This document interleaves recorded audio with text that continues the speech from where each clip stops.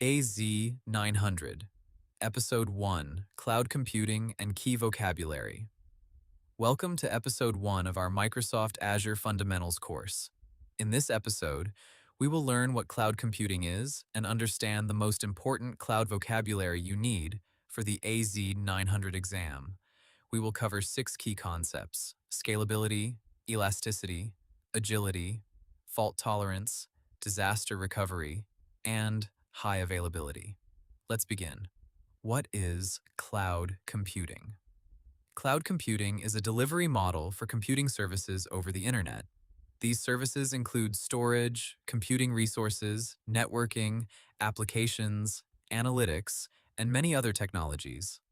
For example, cloud storage allows you to store structured and unstructured data in files and databases. Cloud platforms also provide tools that help you migrate your existing data and applications to the cloud. Once your data is in the cloud, you may need computing resources. These could include Windows virtual machines, Linux virtual machines, containers, databases, or other cloud services. You can use these resources to build web applications, artificial intelligence solutions, machine learning systems, reporting platforms, and many other types of applications.